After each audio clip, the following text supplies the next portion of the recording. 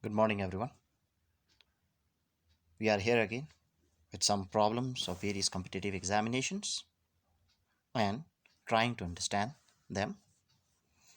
So, let us start with some questions.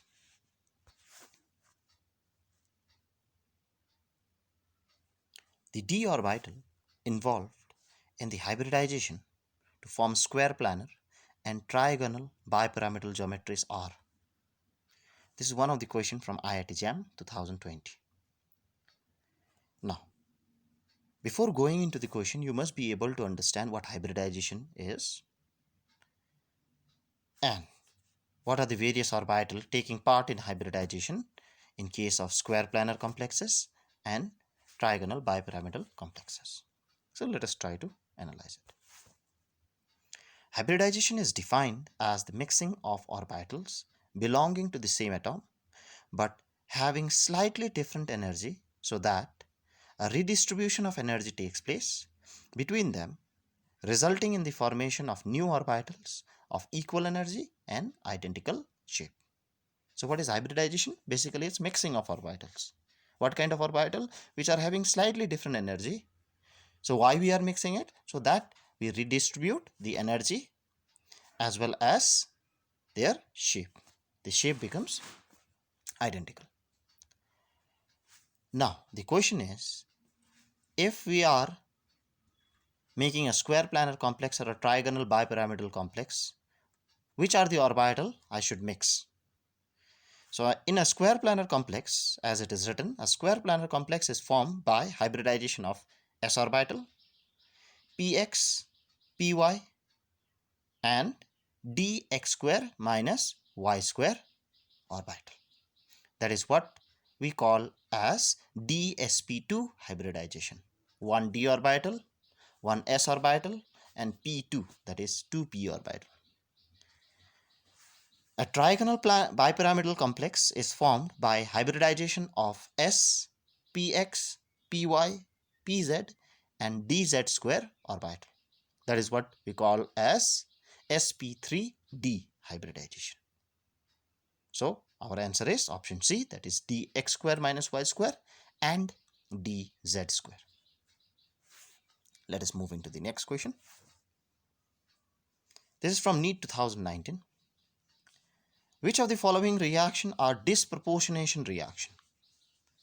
Now, out of the given, there may be one disproportionation reaction or two or three. So you can see the option. Now, again, before going into the question, let us try to understand what disproportionation reaction is all about.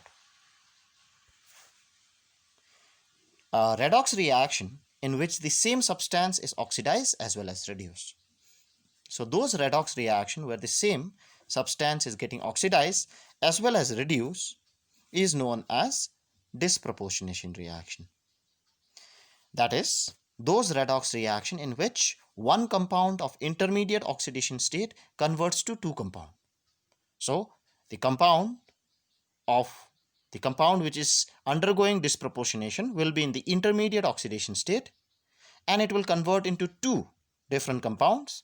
One compound will be higher than the intermediate, another one will be lower. So let us try to take the options and try to analyze it. So if you see the first option, it's Cu plus converting to Cu2 plus and Cu. So if you see the oxidation state, so over here you need to understand how to calculate oxidation state. So the charge of Cu plus is +1, so oxidation state is +1. Cu2 plus, so oxidation state is +2, and copper elemental state, so it will be 0. So you can clearly see Cu plus has oxidation state of +1, which converts into +2. So it is increasing, the oxidation state is increasing, and in Cu it is going to 0. So in one case it is going from +1 to +2, which is oxidation. In another case it is going from +1 to 0, which is reduction. So if it happens that the oxidation state is intermediate in your reactant, and when it converts into product, it converts into two products and one is higher and lower, then such reactions are disproportionation. The same way you can see in option B. 3MnO4 2 minus plus 4H plus gives you 2MnO4 minus plus MnO2 plus 2H2O. In such cases, you can see clearly, if you calculate the oxidation state of MnO4 2 minus, the Mn oxidation state, you will get plus 6. In the product MnO4 minus, you will get plus 7. And MnO2, you will get plus 4. So it is clear. Plus 6, which we had in the reactant, converts to plus 7, it increases. And it converts to plus 4, it decreases. So plus 6 is between plus 7 and plus 4. It's intermediate. So that is also a disproportionation reaction. In option C, you can see plus 7 in KMnO4. And K2MnO4, you can see it is plus 6. And in MnO2, you can see it as plus 4. So you can clearly see the reactant has plus 7, and both the product in the case of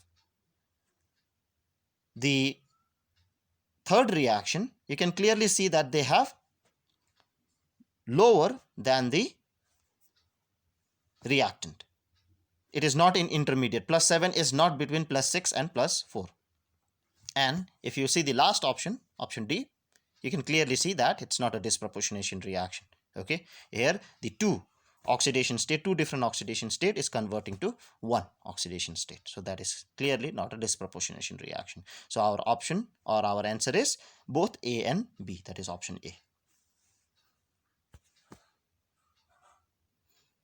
Our third question for today is again from NEET 2019. 4D, 5P, 5F and 6P orbitals are arranged in the order of decreasing energy. The correct order or option is, so they have given you 4 options. Now we have to find. Now there are 2 ways of doing it. One way, you can directly know of above rule, the diagram, and then you can remember, but it is difficult. So a very simple rule over here to find out the energy of different orbital, we call it N plus L rule. N plus L rule. So what is N plus L rule? N is the principal quantum number and L is the azimuthal quantum number. So we are adding the principal quantum number and azimuthal quantum number. So according to this, orbitals are filled in the order of increasing value of N plus L. That means if the value of N plus L is higher, then the energy will also be higher. The lower the value of N plus L for an orbital, lower is its energy. However, in 2 different types of orbital, if 2 different types of orbital have the same energy, same value of N plus L, let's say if we get the same value, so in that case, what should we do? The orbital with lower value of N, over there it's missing, the lower value of principal quantum number has lower energy. So let us try to see. 4D, N value is 4. The number which we write in case of orbital like 1s, 1 is the principal quantum number. If we write 4s, 4 is the principal quantum number. Over here we are writing 4D, so 4 is the principal quantum number. And for D, L value is 2. Always remember that the value of L is designated with symbol or with letters, okay? Like the value of L equal to 0 is S, L equal to 1 is P, L equal to 2 is D, L equal to 3 is F. So that is how actually instead of using numbers, we use the symbols or the letters, okay? So over here, N equal to 4, L equal to 2, that is for D. So 4 plus 2 will be 6. 5P, N equal to 5, L equal to 1. So 5 plus 1 gives you 6. N equal to 5, L equal to 3, because for F, L equal to 3, so it will give you 5 plus 3, 8. And for 6P, N equal to 6 and L equal to 1, which will give you 6 plus 1, that is 7. So now you just need to arrange those numbers. So first comes 8, that is 5F. Then comes 7, that is 6P. Then both are 6, That is the second line what we have read out. So if both are same, then you need to see the orbital. The first case is 4d, the second case is 5p. Then you have to choose which one has higher value of n, principal quantum number. So 5p, 5 has a higher value of principal quantum number, so that will be higher energy. So if both the values, in this case, the first two has 6, so in such cases, you have to see the principal quantum number. So in case of 5p, the principal quantum number is 5. In case of 4d, the principal quantum number is 4. So 5p will be higher than 4d. So your option is 1, the correct answer. That is how you need to do it. Let us move into the next. This is again from NEET 2019. pH of a saturated solution of calcium hydroxide is 9. The solubility product of calcium hydroxide is, and then the options are given. Now, try to understand. They are talking about pH, and they have given you calcium hydroxide, which is not an acid. It's a base. Okay. Now, how to get the solubility product of such substance whose pH is given? So let us try to see how to tackle it. So always remember that pH plus pOH is equal to 14. Okay. The pH is given as 9. The pOH is not given, and we know that it's equal to 14. So pOH will be equal to 5. Now what is pOH? pOH is nothing but negative logarithm of hydroxide concentration. It's the same concept as pH. pH is negative logarithm of hydrogen ion concentration. pOH is negative logarithm of hydroxide concentration. Now, the pOH just now what we have calculated is 5 is equal to minus log of OH minus concentration. If you calculate the anti-log, then the value which you will be getting is OH minus, or the concentration is nothing but 10 to the power minus 5. Okay. So that's the concentration of hydroxide ion, which they are giving us in the form of pH. That is what we have to calculate first. Now you can see in the right hand side the dissociation equation of calcium hydroxide. If calcium hydroxide dissociate, it will give me calcium or Ca2 plus calcium ion and 2 hydroxide ion. Now let's say if the concentration of CaOH2 is X, which is written just below it, then it is giving you 1 mole of CaOH2 gives you 1 mole of Ca2 plus. Since it is balanced chemical equation, so CaOH2 gives you 1 mole of Ca2 plus. So if X moles of CaOH2 I'll take, it will give me X moles of Ca2 plus. It is clear from the equation that if I take 1 mole of CaOH2, it gives me 2 moles of hydroxide ion. So if I take X moles, it will give me twice X moles. But we already know that the concentration of hydroxide ion, just now what we have calculated in the left hand side, is 10 to the power minus 5. So that is what I have written below 2x. So that is 2x is 10 to the power minus 5. Now try to understand, if 2x is 10 to the power minus 5, how much will be x? Half of that. So that's why 0.5 into 10 to the power minus 5.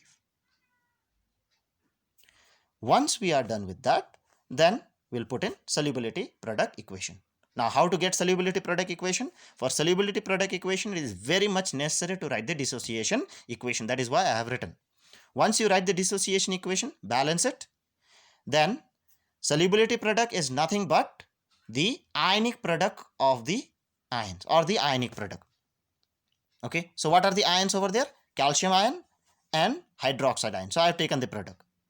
In case of stoichiometric coefficient, if you have some number of moles, you have to raise it to the power. Like in case of hydroxide ion, I have 2, so I am raising it to the power 2. In case of calcium, I don't have anything, that is 1. That's why I am not raising anything to the power. Then it is just the substitution of the values. So if I substitute the value 0.5 into 10 to the power minus 5 and then 10 to the power minus 5 whole thing square, what I'll get is 0.5 into 10 to the power minus 15. That is option 1. Let us move into the last question of this particular session. The ore that contains both iron and copper is copper pyrite, dolomite, malachite, azurite. That is JEE Main 2019. These are very direct question, but if you don't know the composition of this particular ore, then it's very difficult to do it. So it is very much necessary that you know the composition of various ores. So if I try to see the composition, dolomite, you can see clearly azurite, malachite, and copper pyrite. So out of this, if you see, copper pyrite is the one which contains both copper and iron. So your answer is copper pyrite. So thank you everyone. See you in next class.